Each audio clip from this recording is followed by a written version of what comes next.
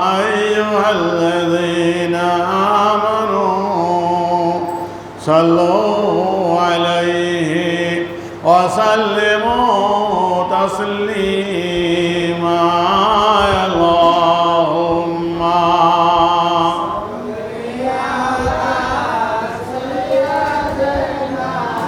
مولانا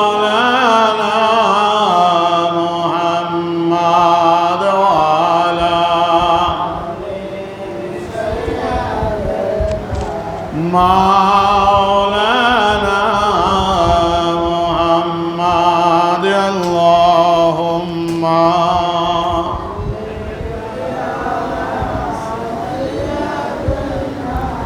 مولانا محمد وعلى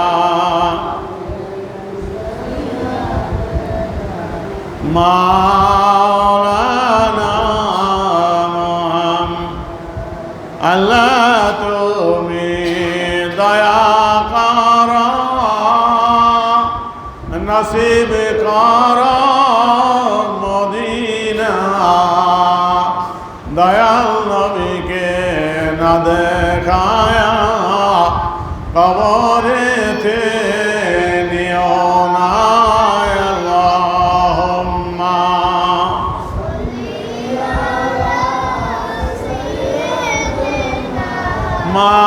مولانا محمد وعلى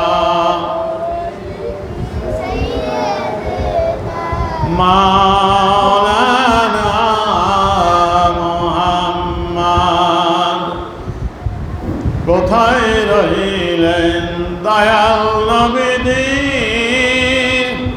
আমাদেরকে সরিয়া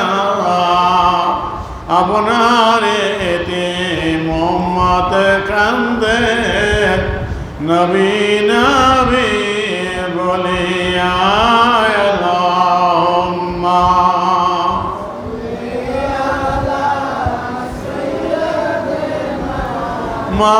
مولانا محمد وعلى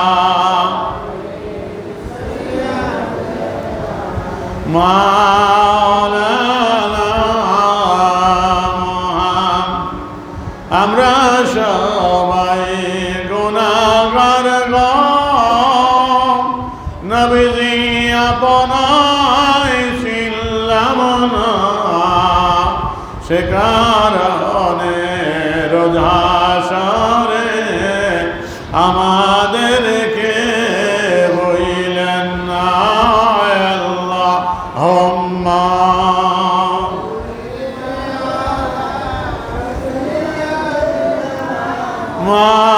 مولانا محمد وعلى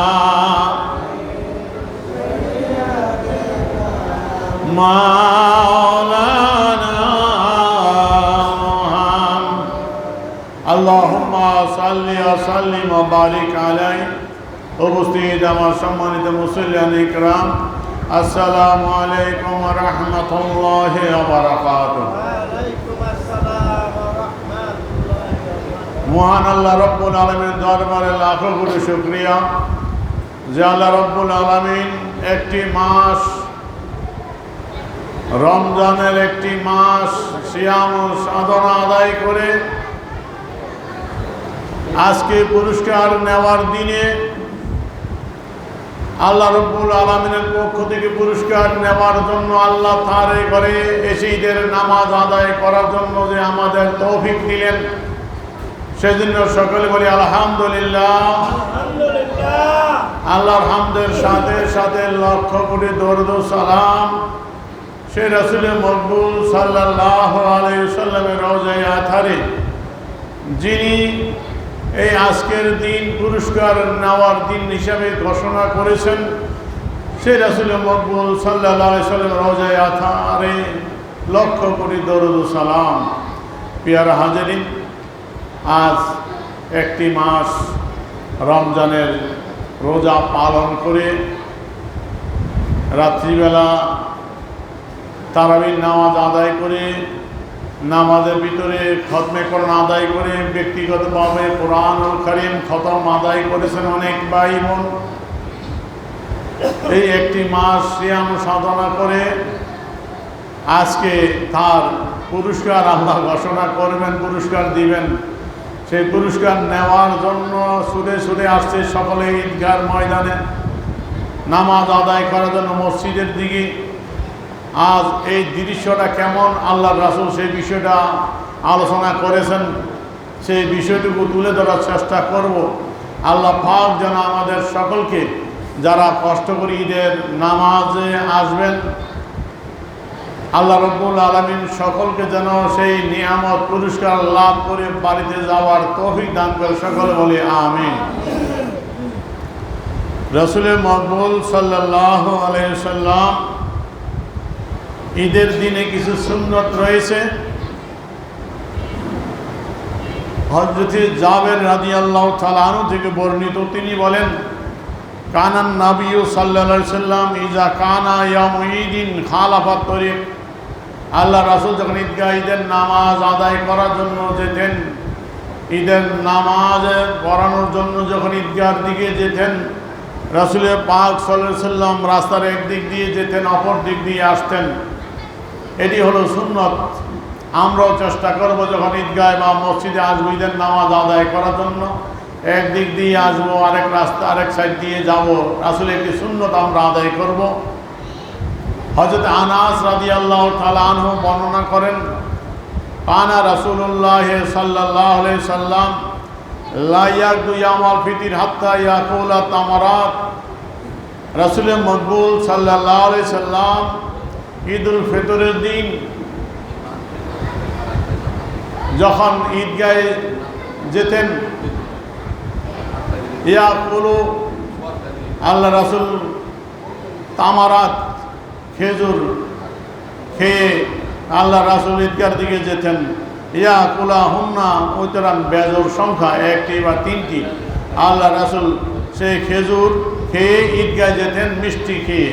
এই জন্য আমরা যারা আসবো আমরাও এই জন্য আমাদের সেমাই করা হয় বা খেজুর সুন্নত, খেজুর খেয়ে আসবেন, এটি সুন্নত। একটি সুন্নত পালন করলে 100 জন শহীদের সওয়াব এই জমানায় পাওয়া যায়। আল্লাহ পাক আমাদের রাসূলের সুন্নতের উপর আমল করা তৌফিক দিয়ে সকালে বলি আমিন। প্রিয় হাজিরিন, এই দিনের অবস্থাটা কেমন, রাসূল মকবুল সাল্লাল্লাহু আলাইহি সাল্লাম ইরশাদ করেছেন। আনাস রাদিয়াল্লাহু তাআলা, হযরত আনাস রাদিয়াল্লাহু তাআলা আনহু থেকে বর্ণিত, قال رسول الله সাল্লাল্লাহু আলাইহি সাল্লাম, রাসূল মকবুল সাল্লাল্লাহু আলাইহি সাল্লাম ইরশাদ করেন, ফাইজা কানা ইয়াউমু ঈদিহিম ইয়ানি ইয়াউমা ফিতরিহিম বাহা বিহিম মালাইকাতা। ইজা কানা ইয়াউমু ঈদিহিম, যখন ঈদুল ফিতরের দিন হয়,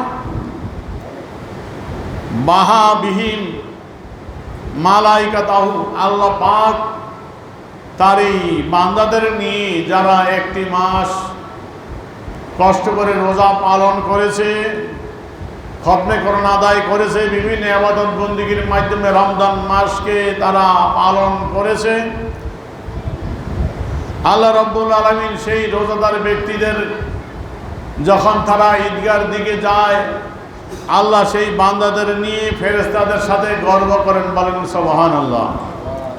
ফাকালাইয়া মালাইকাতি মা জাযা ওয়াজিদিন, আল্লাহ রাব্বুল আলামিন ফেরেশতাদেরকে সেই বান্দাদের নিয়ে গর্ব করে ফেরেশতাদের নিকট বলেন, ইয়া মালাইকাতি, ও আমার ফেরেশতাগণ, বলো দেখি, মা জাযা ওয়াজিদিন নফা আমালাহু, ওই শ্রমিকের পারিশ্রমিক কেমন হওয়া উচিত যে তার মনিবের পরিপূর্ণ কাজ আদায় করে, তার দায়িত্ব পরিপূর্ণ পালন করে। ক্বালু রাব্বুনা জাযাউ ওয়া ইউফা আজরুহু, ফেরেশতারা জবাব দেয়, রব্বুনা, ও আমাদের প্রতিপালক আল্লাহ রাব্বুল আলামিন, জাযাউ ওয়া ইউফা আজরুহু, ওই শ্রমিকের পারিশ্রমিক কেমন হবে, আইয়ুফা আজরুহু, পরিপূর্ণ জাযা, পরিপূর্ণ বিনিময়ে পারিশ্রমিক সে প্রাপ্য। ওয়ালা মালাইকাতি আবিদি ইমাই, তখন আল্লাহ রাব্বুল আলামিন বলেন, হে আমার ফেরেশতাগণ, আবিদি ইমাই, আমার বান্দা বান্দিগণ, কাদম ফরিদাতি আলাইহিন, তাদের উপর যে ফরজ করেছিলাম একটি মাস রোজা পালন করা, তারা সেই সিয়াম সাধনা যথাযথ পালন করেছে, রোজা রেখেছে। সুম্মা খারাজু ইয়াউযুনা ইলাল তোয়া, এখন আজকে ঈদের দিনই তারা পুরস্কার নেওয়ার জন্য, আমি আল্লাহর কাছে দোয়া করার জন্য, কিছু চাওয়ার জন্য তারা ঈদগাহর দিকে ছুটে আসতেছে। ওয়াইজ্জাতীয় জালালিয়া কারামি উলু ইরতিফাই মাকানি, ও আমার ফেরেশতারা শোনো, ওয়াইজ্জাতীয় জালালিয়া কারামি উলু ইরতিফাই মাকানি, আমি আল্লাহর ইজ্জতের কসম খেয়ে বলি, ও জালালি, আমার জালালিয়াতের কসম খাইয়া বলি, ও কারামে উলুই, আমার বলন্ত মকামের তফাই মাকানি, আমার উচ্চ মকামের কসম খাই আমি আল্লাহ বলি, লাউজিবান্নাহুম, তারা আমি আল্লাহর কাছে যা চাইব আমি তাদের ডাকে সাড়া দিব। বলেন না সুবহানাল্লাহ। আল্লাহ রাব্বুল আলামিন কসম খাওয়ার দরকার ছিল, তারপর আল্লাহ কতটি কসম খাইলেন দেখেন। ওয়াইজ্জাতি জালালি কারামি উলু ইরতিফাই মাকানি, 4-5টার উপর কসম খেয়ে আল্লাহ বলতেছেন, ও আমার ফেরেশতারা, আমার ইজ্জতের জালালিয়তের বলন্দ মকামের আমার সম্মানের কসম খেয়ে আমি আল্লাহ বলি, আমি তাদের ডাকে আজকে সাড়া দিব। বলেন না সুবহানাল্লাহ। আবার লাম তাকিদ নুন তাকিদ এনেছেন, অবশ্যই অবশ্যই আমি তাদের ডাকে সাড়া দিব। আজকে ঈদগাহে আমার বান্দারা যা চাইবো আমার কাছে, আমাকে যা নিয়ে আমাকে ডাকবে, আমি আল্লাহ তাদের সেই ডাকে সাড়া দিব। বলেন না সুবহানাল্লাহ। ফায়াকুলু ইরজিউ কাদ গাফারতু লাকুম, এখন আল্লাহ বলেন, ইরজিউ কাদ গাফারতু লাকুম, ও আমার বান্দারা, তোমরা দা দোয়া চাইবা আমি তো কবুল করব, তোমাদের ডাকে সাড়া দিব। তোমরা যারা আসছো একটা প্রাথমিক পুরস্কার শুনে নাও, কাদ গাফারতু লাকুম, আমি আল্লাহ তোমাদের সমস্ত গুনাহগুলো মাফ করে দিলাম। আমি আল্লাহ তোমাদের সমস্ত গুনাহগুলো মাফ করে দিলাম। গুনাহ মাফ, শুধু গুনাহ মাফ। আপনি আমি গুনাহ করলাম, আল্লাহ মাফ করে দিল, তো এই সমান হয়ে গেল না? আমরা গুনাহ করলাম, আল্লাহ মাফ করলো। আল্লাহ বলেন আমার শান আলাদা, তোমরা গুনাহ করেছো, আমি গুনাহ মাফ করলে তো সমান হয়। আমি কি করব? তোমরা গুনাহ করেছো, গুনাহ তো মাফ করলামই, যে গুনাহ নিয়ে আমার মসজিদে আমার ঈদগাহে আসছো, সেই গুনাহগুলোকে আমি কুদরতি দরিয়ার মধ্যে ধুয়ে মুছে বাদদালতু সাইয়াতিকুম হাসানাত, তোমাদের সেই গুনাহগুলোকে নেকে পরিণত করে দিব। বলেন না সুবহানাল্লাহ। আসলেন গুনাহ নিয়ে, আল্লাহ বলেন গুনাহ মাফ করলাম, আবার সেই গুনাহগুলোকে তোমাদের নেকে পরিণত করে গাঠি বানায় দিয়ে দিলাম, নিয়ে যাও। বলেন না সুবহানাল্লাহ। দেখেন, আল্লাহ গুনাহ তো মাফ করলেনই, আবার গুনাহকে নেকে পরিবর্তন করে নেক বানাইয়া আল্লাহ পাক আমাদেরকে দিয়ে দিলেন। বলেন না সুবহানাল্লাহ। এই হলো আল্লাহ রাব্বুল আলামিনের নিয়ামত।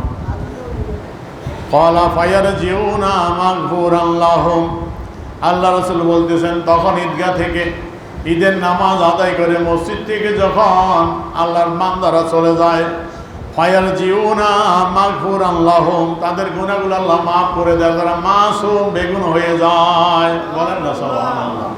ঈদগাহ থেকে সব গুনাহ মাফ হয়ে আল্লাহ পাক পবিত্র করে বাড়িতে নিয়ে যায়। বলেন না আল্লাহুম্মা আমিন। আল্লাহ যেন আমাদেরকে পবিত্র করে দেয়, বাড়িতে যাওয়ার তৌফিক দেয়। সকলে বলি আমিন। আরওয়ি আনিন নবী সাল্লাল্লাহু আলাইহি ওয়াসাল্লাম আন্নাহু ক্বাল ইযা কানা ইয়াউমুল ফিত্রি খারাজান নাস ইলাল জাব্বানা।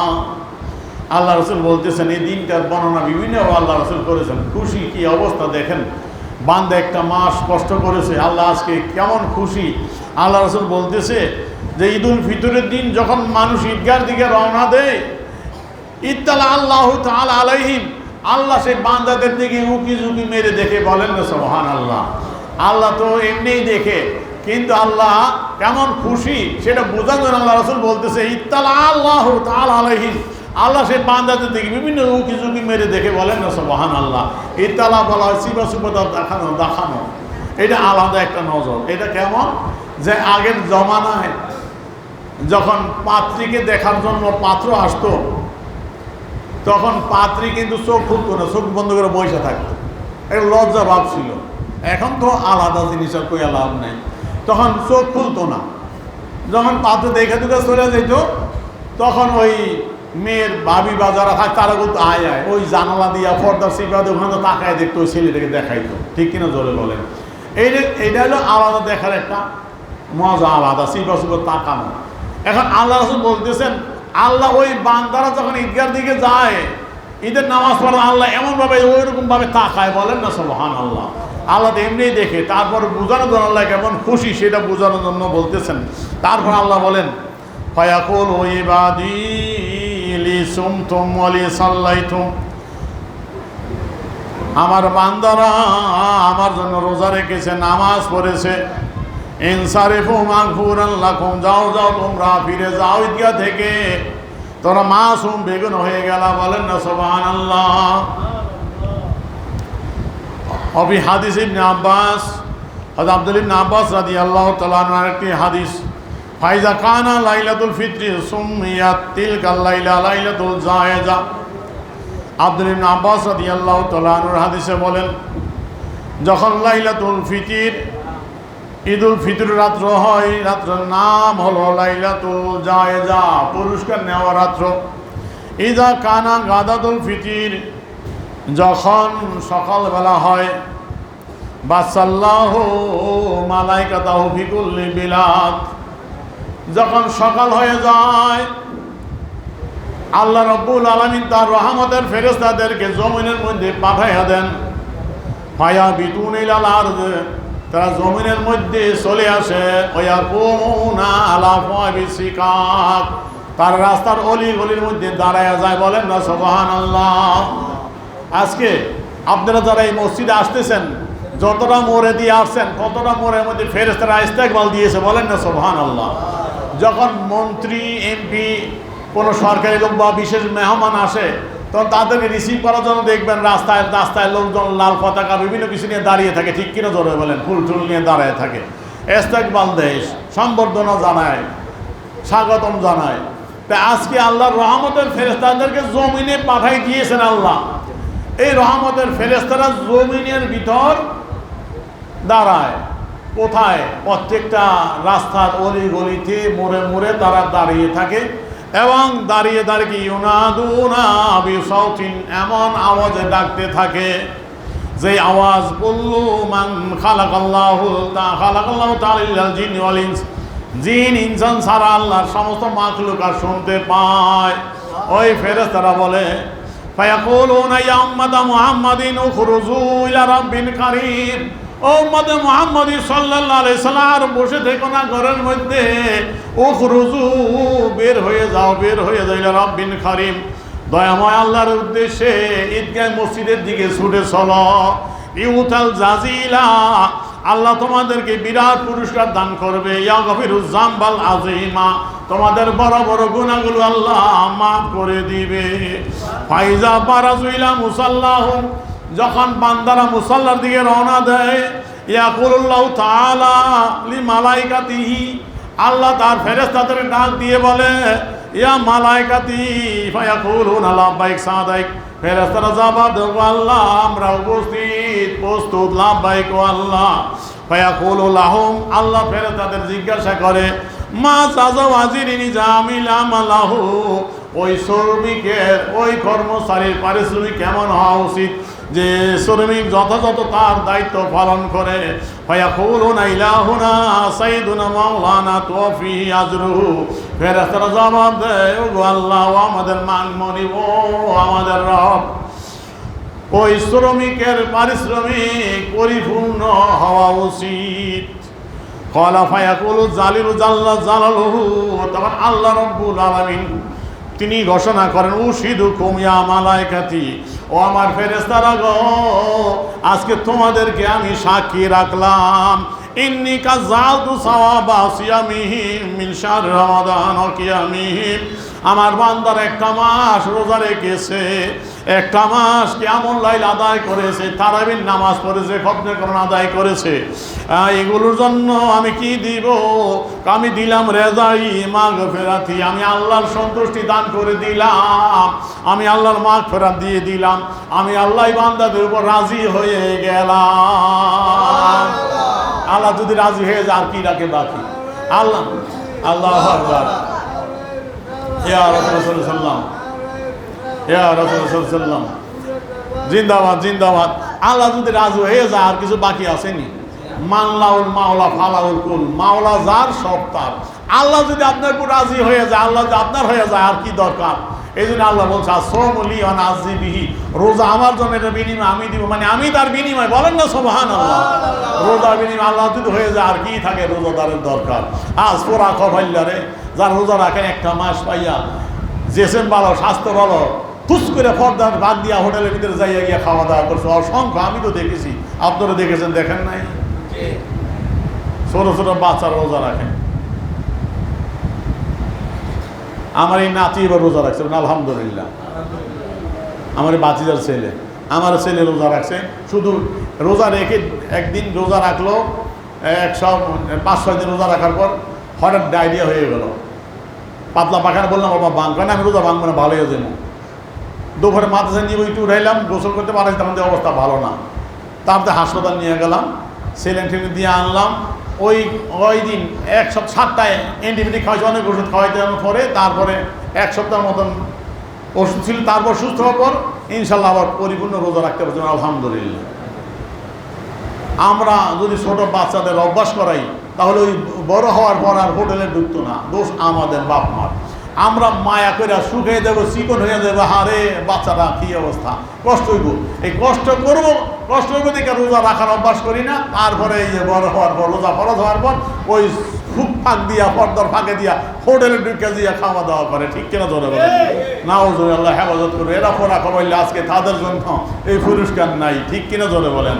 পুরস্কার যারা একটা মাস রোজা করে রেখেছেন, কষ্ট করেছেন, তাদের জন্য।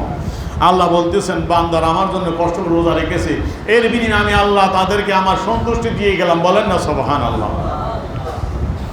এবং আল্লাহ বলতেছেন সুম্মা ইয়াকুলু ইয়া ইবাদি সালুনি হাওয়াইজ্জাতি ওয়া জালালি লা তাসআলুনি আল-ইয়াওমা ফি জামিকুম হাযা শাইয়ান লিআখিরাতিকুম ইল্লা আতাইতুকুম। ও আমার বান্দারা শোনো, একটা মাস রোজা রেখেছো আমার জন্য কষ্ট করে, আজকে ঈদগায় আসছো আমার থেকে পুরস্কার নেওয়ার জন্য। আমি আল্লাহ ঘোষণা করতেছি সালুনি, আমার কাছে চাও, আমার কাছে চাও। পাইজাতিয়া জালালি, আমার ইজ্জতের জালালিয়তের কসম, লা তাসালুনি লিয়াউমা ফি জামিকুম হাযা শাইয়ান লিআখিরাতিকুম। পরকালের ব্যাপারে, পরজগতের ব্যাপারে আমার কাছে আজকে যাই চাইবা, ইল্লা আতাইতুকুম, আমি তোমাদেরকে তা দিয়ে দিব। বলেন না সুবহানাল্লাহ। বড় আফসোস, আজকে আল্লাহ বলেন চাও, আমার কাছে চাও, যা চাইবে আমি দিয়ে দিব।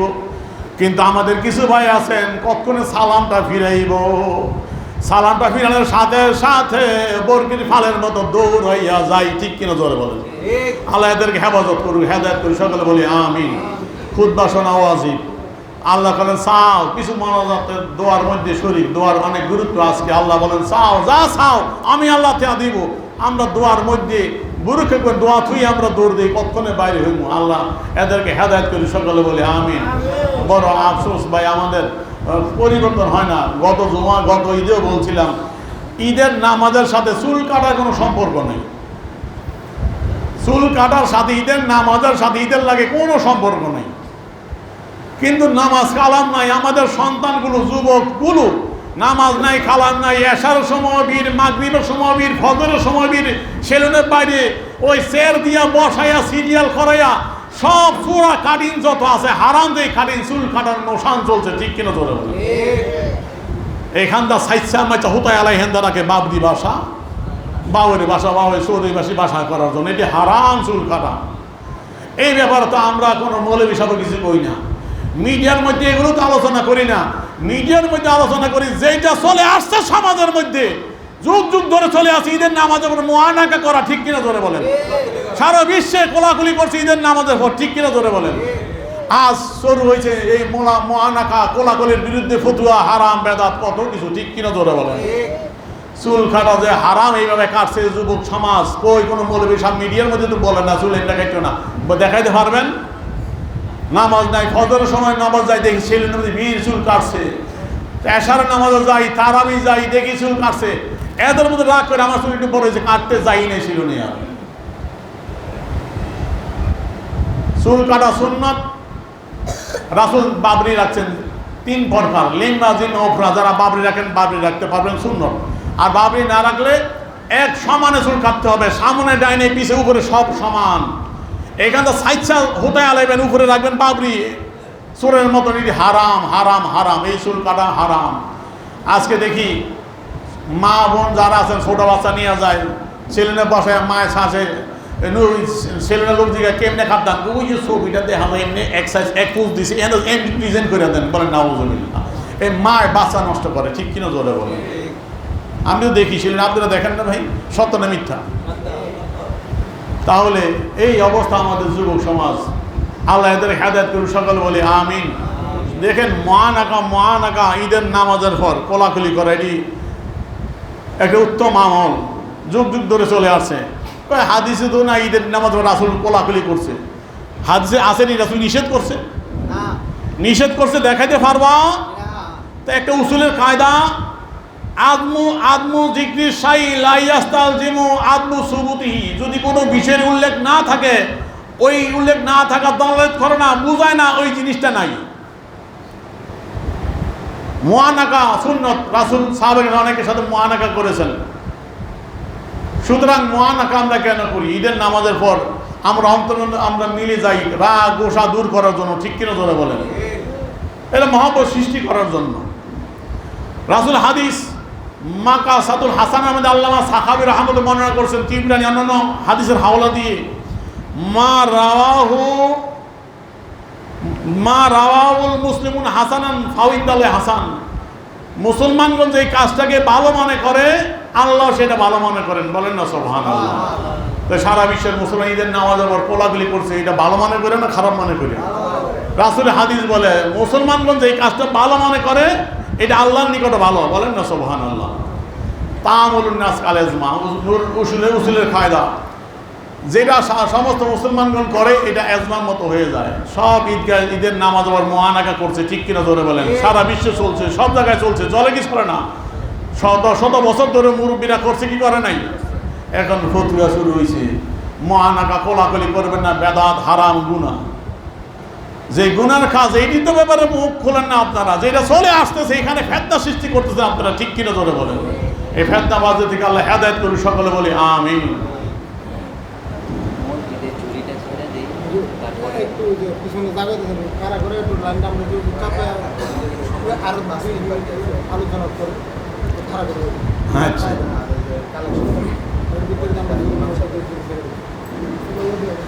আপনি চেপে চেপে বসেন, আপনারা একামত যেহেতু নাই, অসুবিধা নাই, আগে দাঁড়ানো যাবো, জামাতের আগে দাঁড়া করানো যাবে, কোনো সমস্যা নাই। একামতের সময় হলে নামাজের আজান একামত নাই, শুধু আমরা চেপে চেপে বসেন, একটু খালি জায়গাগুলো পূরণ করে নেন, পিছনের বাইদের দাঁড়ানোর সুযোগ করে দেন, পিছনের বাইদের বসার সুযোগ করে আপনারা চেপে চেপে বসেন, দাঁড়া করাইলাম না সময়ের জন্য, আপনারা খালি জায়গাগুলো পূরণ করে বসেন। আর আমরা মসজিদের জরিগুলো ছেড়ে দিই, আমরা মসজিদের জরিগুলো পাশে আছে, আপনারা ছেড়ে দেন। মসজিদের জরিগুলোতে আমরা ঈদের দিনে খুশি হয়ে আল্লাহর ঘরে কিছু দান করার চেষ্টা করি, একটু আমরা দান করি। দেখেন ঈদের দিনে খাওয়া দাওয়ার মধ্যে আনন্দ না, বলা হচ্ছে ইন্নামা সুমিয়াল ঈদান লিআন্নাহু ইয়াউদুল আবদু ফি ইলা তাদাররুইল বাকা ওয়া ইয়াউদুর রব আযজা ওয়া জাল্লা ইলা হিবাতি আতা। ঈদ, এই দিন ঈদ বলা হয়, বান্দা ঈদের দিনে কান্দাকাটি করে আর রনাজারি করে, আল্লাহ পাক বান্দাকে দেওয়ার জন্য আসে। কিলা ইন্নাহুম আদু ইলা মিসলি মা কানু আলাইহি, বান্দা ফিরে যায় যেমন ছিল, দুনিয়া আসছে যেমন নিষ্পাপ ছিল, পবিত্র তেমন নিষ্পাপ হয়ে যায়। এই জন্য ঈদের দিন ঈদ বলা হয়। কলা কিলা মানাহু আদু মিনাত তাআতিল্লাহি ইলা তাআতির রাসূল, বলা হচ্ছে ঈদ হলো ফিরে আসা, বান্দা আল্লাহর তাআত থেকে রাসূলের তাআত অনুগত্যের মধ্যে আসা, অর্থাৎ ফরজ রোজা ছেড়ে সুন্নত রোজার মধ্যে আছে শাওয়াল মাসের 6টা রোজা রাখার জন্য। বলেন না সুবহানাল্লাহ। বলা হচ্ছে লাইসাল ঈদু লিমান লাবিসাল হাদিদ ইনামাল ঈদু লিমান খাফাল ঈদ। ঈদ ওইজন ব্যক্তির জন্য নয় যে ব্যক্তি নতুন কাপড় পরিধান করে ঘোরাফেরা করে। ইনামাল ঈদু লিমান খাফাল ঈদ, ঈদ হলো ওই ব্যক্তির জন্য যে আল্লাহর শাস্তিকে ভয় করে। বলেন না সুবহানাল্লাহ। শাস্তিকে ভয় করে যারা রোজা রেখেছে একটা মাস কষ্ট করে, তাদের জন্য ঈদ। ইন্নামাল ঈদু লিমান রাকিবাল মাতায়া, ঈদ ওই ব্যক্তির জন্য নয় যে ঈদের দিন বড় বড় দামি গাড়ি হাঁকায়া বন্ধু বান্ধবের আত্মীয় স্বজনদের বাড়ি দৌড়ায়, ঈদ তার জন্য নয়। ইন্নামাল ঈদু লিমান তারাকাল খাতায়া, ঈদ হলো ব্যক্তির জন্য যে আল্লাহর নাফরমানি গুনাহগুলো ছেড়ে দেয়, ওই ব্যক্তির জন্য ঈদ আনন্দ। ঈদের দিনে হযরত আমিরুল মুমিনিন আলী রাদিয়াল্লাহু তাআলা আনহু শক্ত শুকনা রুটি খাচ্ছিলেন। আহা, রাসূলের পরিবার কেমন, আওলাদে রাসূল যারা, ইমাম হাসান হোসেন রাদিয়াল্লাহু আনহু কেমন পরিবার। আলী রাদিয়াল্লাহু তাআলা আনহু শুকনা রুটি খাচ্ছিলেন, তখন এক ব্যক্তি বলে, ও আমিরুল মুমিনিন, আজকে ঈদের দিন, আজকে কি শুকনা রুটি খাচ্ছেন? আলী রাদিয়াল্লাহু জবাব দিলেন, ফাকাল ঈদুন ফাকাল আলিয়া মুঈদ মান কুবিলা সাওমুহু, ঈদ ওই ব্যক্তির জন্য একটা মাস রোজা রেখেছে যারা, যাদের রোজা আল্লাহ কবুল করেছে, যাদের ইবাদত বন্দেগী আল্লাহ কবুল করেছে, তাদের জন্য আজকে ঈদ। গফিরা জামবু, যাদের গুনাহ আল্লাহ মাফ করে দিয়েছে তাদের জন্য ঈদ। আলিয়ামু লানা ঈদ, আজকে আমাদের জন্য ঈদ। গাদান লানা ঈদ, আগামীকাল আমাদের জন্য ঈদ। কুল্লা ইয়ামিন লা নাসিল্লা ফিহি ফাওয়ালানা ঈদ, প্রত্যেকটা ওই দিন আমাদের জন্য ঈদ যেই দিন আমরা আল্লাহর কোনো নাফরমানি করি না, গুনাহ থেকে দূরে থাকি, ওইটাই আমার জন্য ঈদের দিন। খাওয়া দাওয়ার মধ্যে ঈদ না। বলেন না সুবহানাল্লাহ। ইমাম সাহেব, খতিব সাহেব আর ওই যে খোকন ভাই খাদেম সাহেব আছে, তিনজন বললেন একটু বাড়ায় কি বলতেন আমি বললেন না, জুরি পেটা গেছে লোক আছে, আপনারা যদি বললেই যাই। আচ্ছা, এখন মসজিদে জুরিগুলো পাঠিয়ে দিছে, নিয়ে আসছেন। এখন আর একটা, এখন জুরি যাচ্ছে, এর ভিতরে হলো আপনারা ইমাম সাহেব হুজুরদের যে হাদিয়া দিবেন, এর সাথে আমাদের খোকন ভাই আছে। সুতরাং খোকন ভাই আছে, কষ্ট করেছে একটা মাস মসজিদের, সুতরাং একটু আপনারা সেইভাবে একটু হাদিয়া দেওয়ার চেষ্টা করেন। আপনাদের কাছে জুরিগুলো যাচ্ছে, দিয়ে দেন ইনশাল্লাহ। আর আমিও কথা গুছিয়ে আসতেছি ইনশাল্লাহ। যে কথা বলতেছিলাম, খাওয়া দাওয়ার মধ্যে ঈদের আনন্দ না ভাই, আল্লাহর অনুগত্যের মধ্যে ঈদের আনন্দ। আমার নবীর পরিবার কেমন ছিলেন, হযরত আনাস ইবনে মালিক রাদিয়াল্লাহু বর্ণনা করেন, আনাস রাদিয়াল্লাহু তাআলা আনহু বর্ণনা করেন, একদিন কলা দাখালান নবী সাল্লাল্লাহু আলাইহি ওয়াসাল্লাম মানজিলা ফাতেমা, একদিন আল্লাহ রাসূল মা ফাতেমা রাদিয়াল্লাহু তাআলা আনহার বাড়িতে গেলেন। যাওয়ার পরে মা ফাতেমা রাদিয়াল্লাহু তাআলা আনহা বলেন, ইয়া রাসূলুল্লাহ, আজকে 3 দিন ধরে আমার বাড়িতে কোনো আগুন জ্বলে না, আমার বাড়িতে কোনো খানা পিনা তৈরি করতে পারি নাই। আল্লাহ রাসূল মা ফাতেমাকে সান্ত্বনা দিবার জন্য কি দিবেন, আল্লাহর নবী নিজের জামা মোবারক উপরে তুলে বললেন, দেখা গেল আল্লাহ রাসূলের পেট মোবারকের সাথে পাথর বাঁধা। বলেন, মা তোমার বাড়িতে যদি 3 দিন ধরে খানা নাই, আমি রাসূলের বাড়ি 4 দিন ধরে আজকে খানা নাই। বলেন না সুবহানাল্লাহ। কেমন ধৈর্যশীল মা ফাতেমা, তার পরিবার, আমার রাসূল তারা ভোগ বিলাসের মধ্যে কাটান নাই। আল্লাহ রাসূল বলেন, আমি একদিন কি আল্লাহর ইবাদত করবো, শুকরিয়া করবো, আরেকদিন না কি আল্লাহর ইবাদত করবো, শুকরিয়া করবো। আল্লাহ রাসূল এই জীবন বেছে নিয়েছেন, ভোগ বিলাসের মধ্যে আনন্দ নাই। আল্লাহ রাসূল কষ্ট দেখলেন, ইমাম হাসান হোসেন রাদিয়াল্লাহু আনহু এই কষ্ট অনুভব করে রাসূল বের হয়ে গেলেন নাতিদের জন্য কাজ করার জন্য। অনেক দূর চলে গেলেন, যেখানে নাসিনে এক বেদুইন লোক পাইলেন, কূপ থেকে পানি তুলবে। আল্লাহ রাসূল বললেন, কোনো শ্রমিক তোমরা নিবা? হ্যাঁ। পানি তোলার জন্য 1 বালতি পানির বিনিময়ে 3টা খেজুর দেওয়া হবে। রাসূল বলেন রাজি। আর আল্লাহ রাসূল 1 বালতি 2 বালতি করে পানি তুলছেন নাতিদের জন্য, মুখে খাবার দেওয়ার জন্য। আমার রাসূল কষ্ট করতেছেন। 8টা বালতি তুললেন, 9ম বালতি তোলার সময় বালতিটা ছিঁড়ে নিচে সরে গেল, রশি ছিঁড়ে গেল। আল্লাহ রাসূল যখন বালতি ছিঁড়ে, রশি ছিঁড়ে বালতির নিচে পড়ে গেল, ওই বেদুইন নবীকে চিনত না। সে রাগান্বিত অসন্তুষ্ট হয়ে আল্লাহ রাসূলের গাল মোবারকের উপর একটি থাবর লাগাই দিল। আল্লাহ রাসূল কোনো প্রতিবাদ কিছুই বললেন না। আল্লাহ রাসূল তখন ওই 8 বালতির 3 আটা 24টা খেজুর দিল, নিয়ে নিলেন। আসার সময় বালতিকে ইশারা করলেন, বালতি আপনি কূপ থেকে উঠে আসলো, বালতিটা দিয়ে চলে আসলেন, কিছু বললেন না। যখন আল্লাহ রাসূল চলে আসলেন, ওই ব্যক্তির মধ্যে পরিবর্তন চলে আসলো। চিন্তায় পড়ে গেল, হায় আমি কার গায়ে হাত তুললাম, যার কথা বালতিয়ে শুনে আমি শুনছিলাম আরব দেশে নবী আসছে, এ কি নবী হয় কি না, নবী হতে পারে, হায় হায় আমি কি ভুল করলাম।